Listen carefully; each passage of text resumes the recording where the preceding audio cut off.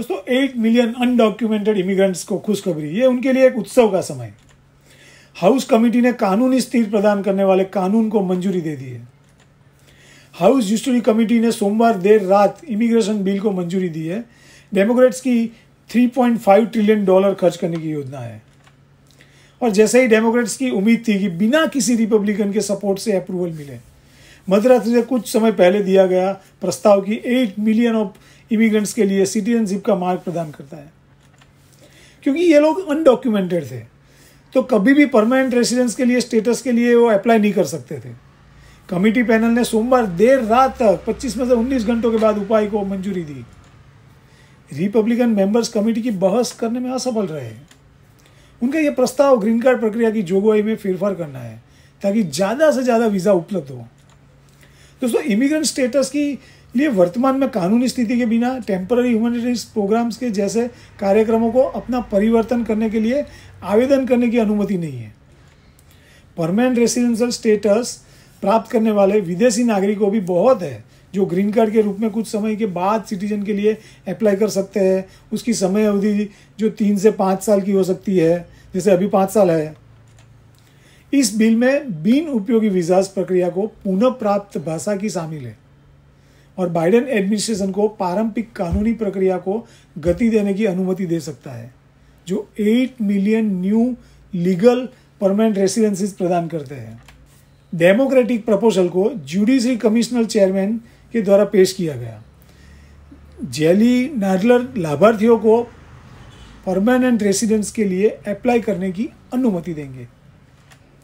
उनको निवास करने के लिए पूरे पेपर्स देकर खुद ही आईडी प्रूफ मेंशन करना पड़ेगा और जैसे $1,500 का फीस भुगतान करना पड़ेगा। और ग्रीन कार्ड प्राप्त करने के लिए निश्चित उपस्थिति को पूरा करने के लिए कोई एक अन्य वैधानिक शुल्क आवश्यकता हो या फिर वर्तमान परिस्थिति के आधार पर होगा। Presidential Joe Biden economic agenda और चैम्बर्स ऑफ पार्लियामेंटेरियन ने अभी तक यह निर्धारित नहीं किया है कि फास्ट ट्रैक प्रक्रिया के तहत आयोजन उपायों को जोड़ा जा सकता है। जीओपी सांसदों ने मार्कअप के रूप में जाने जाने वाली प्रक्रिया के दौरान डेमोक्रेट्स की आलोचना की है। उन्होंने सुलह के हिस्से के रूप में इमिग्रेशन बिल को शामिल करने का प्रयास करने के लिए ये पैकेज को डेमोक्रेट के प्रस्तावित $3.5 ट्रिलियन के बारे में चिंता जताई।